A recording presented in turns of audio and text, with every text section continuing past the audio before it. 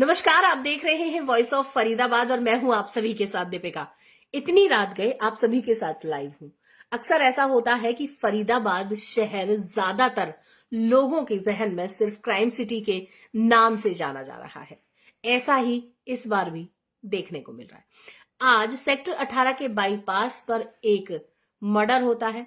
कहा जाता है कि जिसमें किसी व्यक्ति की कोई गलती नहीं है, उसके बावजूद भी उसे चाकुओं से गोद कर मार दिया जाता है। लाडवा का रहने वाला रविंद्र नाम का व्यक्ति था।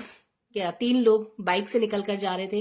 किसी बात से कोई कहासुनी लोगों के बीच में होती है और सिर्फ रविंद्र की इतनी गलती है कि वो लोगों के बीच में जाता है और बीच बचाव करने लगता है। इसी वजह से जो गुस्सा था, जो लड़ाई थी, जो दिमाग में कहते हैं ना कि एक तरीके का एक प्रवृत्ति व्यक्ति के मन में आ जाती है, वो सारा का सारा गुस्सा रविंदर पर उतर जाता है और इसका हर्जाना ये होता है कि रविंदर को चाकुओं से गूंद कर पूरी तरीके से मार दिया जाता है। वहां की तस्वीर आपने बहुत जगहों पर देखी होंगी, बहुत सारे चैनल्स पर देखी होंगी कि वो जो जमीन है, जो सड़क है 18 का जो बाईपास है, वहां पर वो खूनम खान हो गई है। सोचिए, शहर में चलना, शहर में रहना कितना मुश्किल हो गया है। तमाम जगहों पर आज एक ही बात हो रही है कि सेक्टर 18 के बाईपास पर एक मर्डर होता है और मर्डर में हाल होता है कि रविंदर नाम के लड़के को चाकुओं से गूंद कर हत्या की जाती है। ऐसे मामले लगातार हर चैनल आपको दिखाता है, हर चैनल आपको बताता आता है कि जी इस तरह की जो वारदातें हैं वो शहर में देखने को मिल रही हैं। लेकिन अब इस पर पुलिस का नजरिया भी देखा जाए। पुलिस बेशक बहुत सारी चीजों पर नकेल कसने की कोशिश कर रही हो, बहुत सारे इन अपराधियों को धरपकड़ कर रही हो, लेकिन उसके बावजूद भी क्राइम कंट्रोल में नहीं हो रहा है। फरीदाबाद शहर जो आज तक अपनी औद्योगिक नगरी के रूप में जाना जाता था, इस समय पर वो जाना जा रहा है क्राइम सिटी के रूप में। आए दिन चोरियां, आए दिन नए ऐसे वारदातें सामने आ रही हैं जिससे आम जनता का दिल दहल गया है। ऐसे ही आज ये मामला जो मैंने आपको बताया कि सिर्फ लड़ाई झगड़े का बीच बचाव करने की वजह से रविंदर को मौत की घाट उतार दिया। कुछ लोग आते हैं, बाइक पर तेज आते हैं, किन्हीं लोगों से उनकी कहासुनी होती है, उसके बावजूद जो व्यक्ति उनको बचा रहा है, उस लड़ाई झगड़े को शांत कर रहा है, उसके साथ मारपीट हो जाती है। एक और चीज अगर मैं बात करूं कि हरियाणा के जो नए डीजीपी हैं, जो अभी कुछ समय बाद शायद वो रिटायर हो जाएंगे, उन्होंने एक नया कहते हैं ना, एक नए फैसले, नए फरमान सुनाए हैं कि जो सिंगर्स है, जो अब गैंग शैली जो अब बनाई जा रही है, जो ऐसे गाने हैं, उनके ऊपर रोक लगा दी जाएगी। अभी जिक्र किया जा रहा था, अभी बात की जा रही थी कि उन सब को रोक दिया जाएगा जो इस तरह के गाने बनाए जा रहे हैं। ऐसे जो सिंगर हैं, उन्होंने कहा कि गैंग शैली को प्रोत्साहित करने वाले जितने भी सिंगर्स हैं, उन पर नकेल कसी जाएगी और उन पर कार्रवाई की जाएगी। क्या ये सवाल पूछना सही नहीं होगा कि जो लोग इस तरह के गाने सुन रहे हैं या गाने बना रहे हैं, क्या वही इस आपराधिक प्रवृत्ति को जा रहे हैं?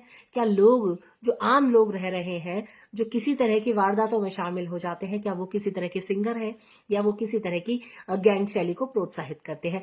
ये सवाल सबसे बड़ा सामने आता है कि क्या जिन चीजों पर हरियाणा पुलिस या फरीदाबाद पुलिस या अन्य पुलिसों को नकेल कसनी चाहिए, उस पर नकेल कसी जा रही है, अन्य किसी आडंबरों को रचा जा रहा है। जिस तरह के ऑर्डर्स आते हैं, जिस तरह की कहा जाता है कि जैसा भी इन्होंने कहा, ओपी सिंह जी ने कहा कि कट्टरपंथी और जो कहते हैं रंगदार मुट्ठी भर लोग हैं, इनको पकड़कर इनके इन पर पुलिस अपनी सख्ती दिखाए, इनके ऊपर सख्त कार्रवाई करे, इनको पकड़ा जाए।